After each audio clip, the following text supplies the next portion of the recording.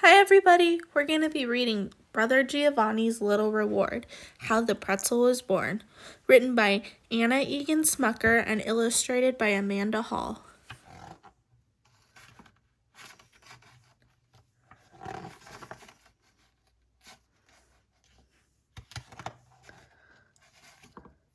Brother Giovanni was a happy, happy man. He loved to pray and he loved to sing, but most of all, he loved to bake for all God's creatures. He was the best baker his monastery had ever had. As he mixed the dough each day, he chanted a little rhyme. Mix, mix, slap it flat, knead the dough just like that. But all was not well in that little monastery. From the classroom at the end of the hallway, the abbot's voice thundered. The bishop will be here before the month is out. He will want to hear you children say your prayers. Children, are you listening? You must learn your prayers. The tower bell clanged. The lesson was over. The children swarmed down the hallway and out the door. At the midday meal, the abbot gave a weary sigh. Brothers, he said, you know it is the bishop's money that buys the flowers for our bread, the beans for our soup, and the leather for our shoes. If the children cannot say their prayers, I worry that our new bishop may be very unhappy. Brother Jerome and Brother Leo, we have all tried, but nothing has worked. Brother Giovanni, you are our last hope. You are young and full of energy, and the children love you. But, Father Abbot, I only know how to bake, Giovanni stammered. Pray, brother, the abbot said, God has given you many gifts. He will show you how to use them.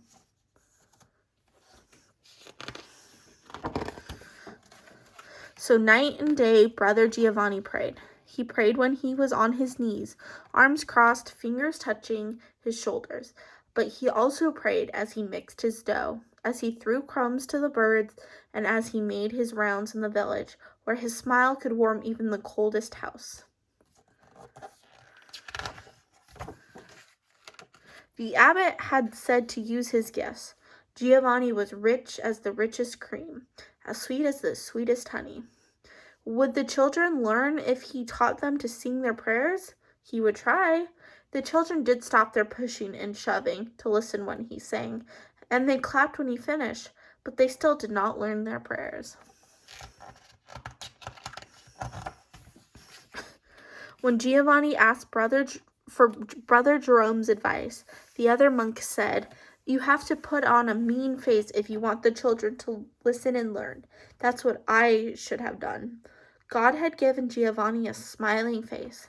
The corners of his mouth would only turn up. Time was running out, though. The bishop would be visiting soon, too soon. So as he stirred the flour and water, Giovanni tried as hard as he could to look mean. In the classroom, he pulled the corners of his mouth down, but that made it hard to talk. Like little monkeys, the children imitated him. One boy rolled on the floor laughing. It wasn't long before everyone was laughing, including Brother Giovanni. There is already too much meanness in the world, Giovanni said to himself. The children should be happy to learn their prayers. At festival time, he had watched the people in the village hop and skip, circle and bow. There was certainly much happiness in that. Could dancing help him teach the children? At least it would tire them out so that they would sit and listen and maybe learn. So Giovanni and the children whirled and twirled. Never had any of them had so much fun, but the children still did not learn their prayers. What to do? What could he do? Now there was only 12 days before the bishop's visit. Giovanni could not sleep. He imagined the bishop growing more and more upset when the children could not say their prayers. Everything depended on him. He did not know what to do. Giovanni did know that everyone smiled when they ate his delicious bread. Should he give the children little loaves of bread for learning their prayers? No, it should be something very special.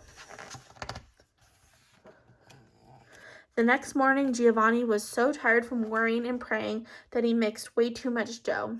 He rolled the little pieces of dough this way and that, but he couldn't think of anything to make that would be special enough. So Giovanni bent his head in prayer. Looking down at his crossed arms, a perfectly wonderful idea, came to him. Yes, yes, he shouted, and he worked his dough faster and faster. Roll, roll, twist, twist, praying arms, just like this. He sang, he danced.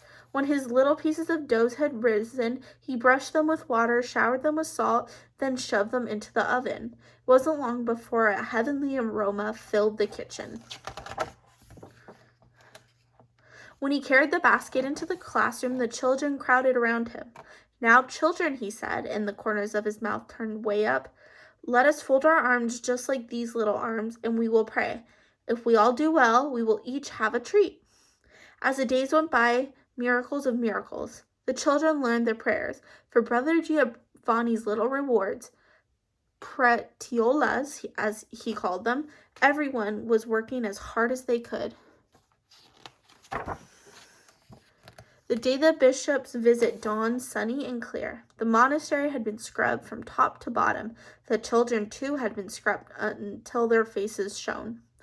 With great ceremony, the bishop took his place in the little chapel. One by one, the children recited their prayers, all perfect. Well done, the bishop said. Well done. God bless you, my children. God bless all here.